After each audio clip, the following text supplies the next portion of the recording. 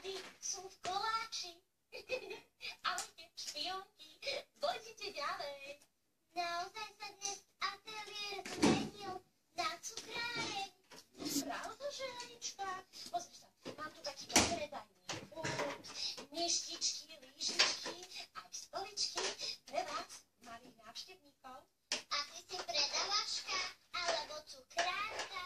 Tu čo ja viem, predavačka aj cukrárka.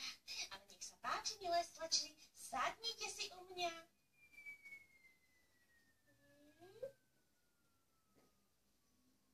Máte to tu pekné.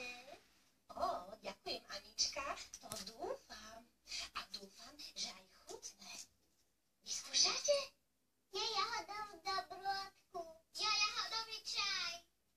A ty, Anička, čo to bude? Jahodový koktail? Nie, ďakujem, neprosím si. Nie, tak tu mám aj jahodový čaj. Alebo jahod so šľáčkou. Nie, ďakujem, neprosím si. Ale Anička, naozaj si v mojom jahodovom stánku nič nevyberieš? Mne sa páči tvoja čelenka. Aj mne sa páči.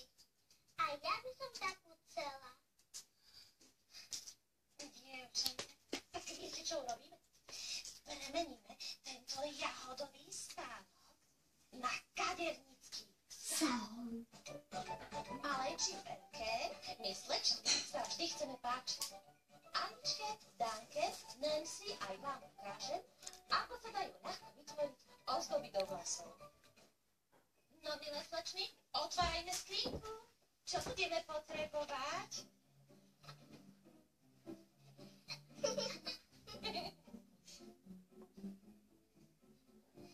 Handričky na umývanie.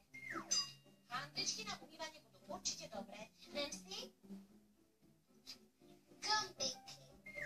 Gombiky budú dobré. Čo myslíš, Anička? A ty? Stužky. Stužky? Lepidlo. Lepidlo? A dobre, budú aj nožnice. Tak ako, pikušky? Máme všetky nožnice? No super, tak sa môžeme pustiť do skrášľovania. Začneme tým, že si podľa šablóny obkreslíme motív. Nakreslite si kvietky, srdiečka, motýle, alebo použite papierové šablóny, ktoré som už predkreslila ja. A čo keď niekto nevie kresliť kvietky? Nakresluj si motyle. Alebo hviezdičky. Presne tak. Alebo si vypýta od mamy vykrajovačky na vianočné koláče a na textil ich odkreslí. Toto je naozaj handrička na umývanie? No, predstav si, že pod kladom nájdeš farby od výmyslu sveta. A viete čo, dievčence? Teraz budeme ďalej pokračovať. Opäť handrička. Všetko urobíme rovnako ako doteraz, akurát oveľa menšie a inej farby. Pozrite sa, na tento spodný motív potrebujem niečo menšie. Obkreslím si papierovú šablónu a vystrihnem. A kedy tam dáme gombiky a korálky? Kedy chceme, môžeme ísť hneď teraz. A teraz je na rade vaša fantázia. Textilné vystrihnuté ozdoby, gombíky, korálky a stužky môžeme vrstiť na seba. Použiť môžete lepidlo, kávnu pištoľ alebo aj ihlu a niť. Zošívajte, lepte, tvorte. A ako si to dáme na vlasy? Vytvorenú ozdobu prilepte lepidlom na čelenku alebo na sponky. Pri lepení musíte ozdobu na sponke trochu pridržať, kým stuhne. Ja použijem kávnu pištoľ, aby som vám rýchlejšie ukázala výsledok.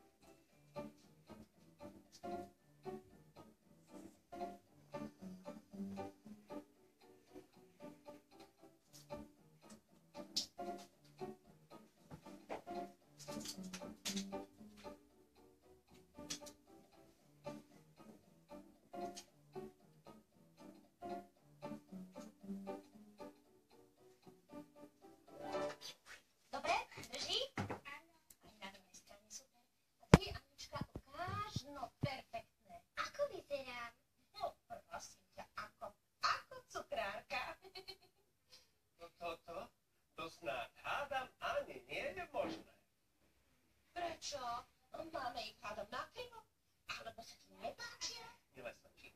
musím vám povedať jednu veľmi vážnu vec. V našom zázračnom ateliéri sme zatiaľ, hádam, toľko krásy pokope ani nemali. A vieš čo? My máme ešte jednu. Áno, a pre koho? Pre teba. Povunkaj ho. Nechal som ich doma iba chvíľu samé. Kvetinky, srdiečka, hviezdičky, motýle. Vyberte si ozdobu podľa vlastných predstav. Nakreslite na handričku na umývačku riadok a vystrihnite. Postupne sme s dievčatami všetky ozdoby spájali lekidlom a távnou pištoľou, ale použiť môžete aj ihlu a niť. Naše čelenky a spolky sme skrášlili aj pomocou gombíkov a ozdobných stúžiek.